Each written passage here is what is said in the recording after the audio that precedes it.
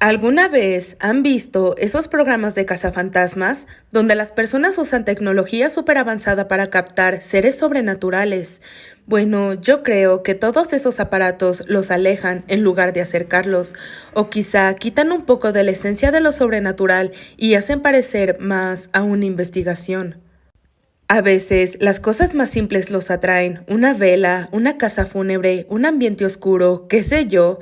Tal vez solo nos sugestionamos cuando estamos en estos ambientes, o quizá realmente existen. Era un 3 de marzo, hacía frío en el pequeño pueblo donde vivía, La Lomita, así le decían. Yo trabajaba en una fábrica que acababan de inaugurar en mi poblado. En ella se hacían distintos productos a base de plásticos. Casi todos los días salía de mi casa rumbo a la fábrica a las 6 de la tarde, porque laboraba en el turno nocturno.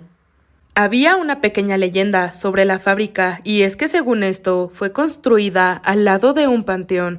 Decían que el problema no era el panteón, sino que una de las tumbas invadía espacio del terreno de la fábrica, y ésta se construyó encima. Tonterías, decía yo. Pero ese 3 de marzo fue diferente. La fábrica había cerrado una sección que se dedicaba a empacar un polvo que servía para darle color al plástico, debido a que harían una limpieza en esa área. A mi turno se le encargó ir a flejar cada componente u objeto para que no se dañara durante la limpieza, ya que esta sería a base de químicos, como si de fumigar se tratara.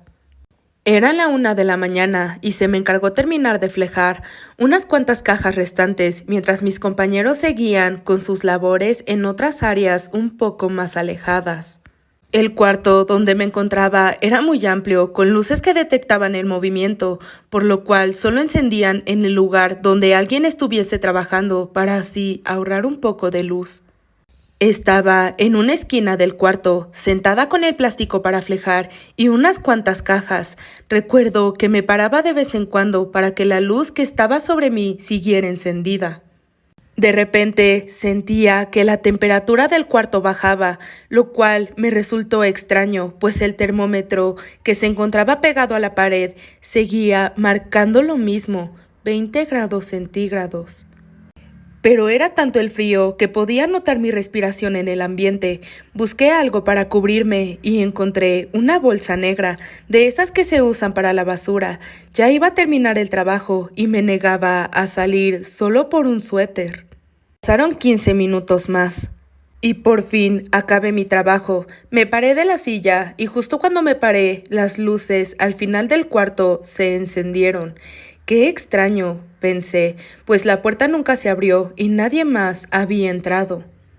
No le tomé importancia y me resigné a pensar en limpiar los restos del plástico que utilicé para flejar las cajas, pero algo llamó mi atención, un sonido muy extraño, una respiración, un jadeo.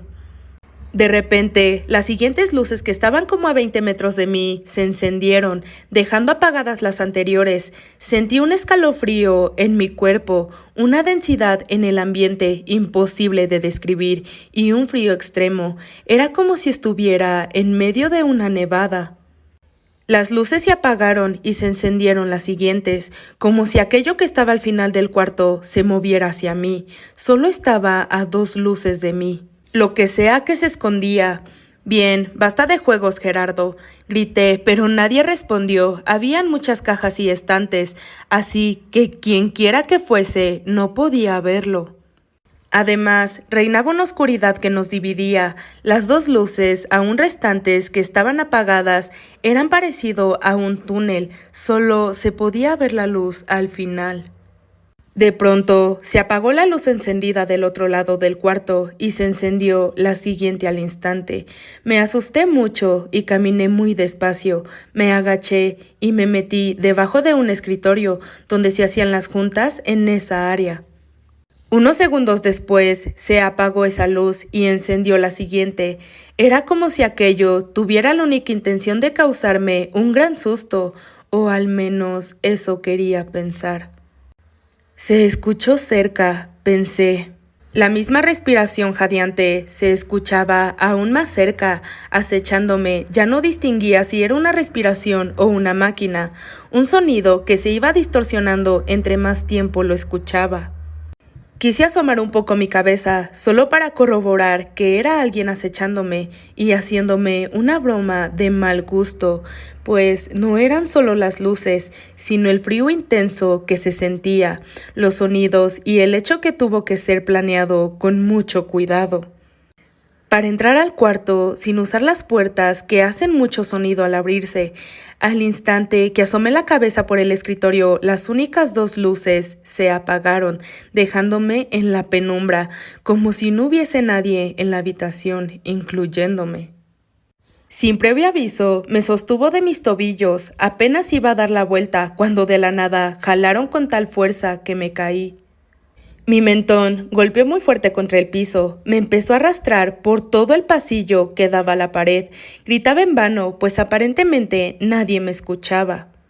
De nuevo, giré mi cabeza para ver de qué se trataba, pero sentí cómo clavó sus garras en mi tobillo. Salieron lágrimas de frustración y temor. Estoy muerta, pensé, mientras sentía la sangre caer, sangre que iba limpiando con el resto de mi cuerpo. Seguí avanzando, arrastrada por el pasillo. «Suéltame, ¿qué hice para que me hicieras esto?», grité. Aquella criatura, con una fuerza devastadora, me lanzó contra un estante, tirándome contra él, seguido del suelo. No podía levantarme, sentía que tenía varios huesos rotos. Alcé mi mirada solo para observar aquella mórbida criatura.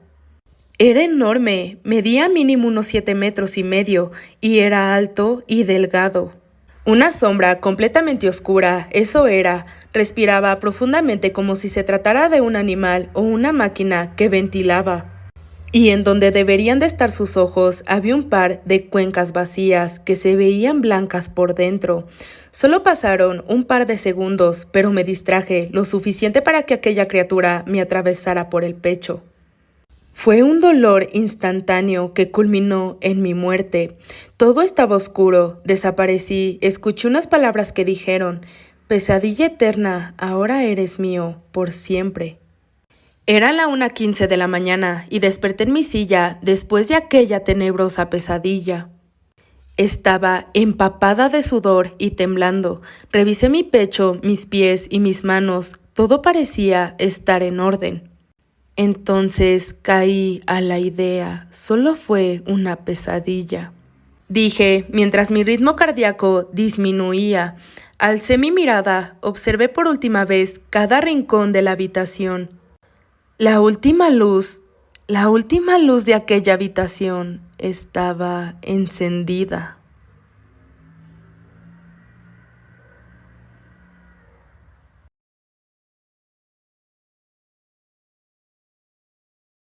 Era una noche fría de fin de semana, cuando 3 hermanas decidieron ir a hacer sesiones de espiritismo con el permiso de los padres.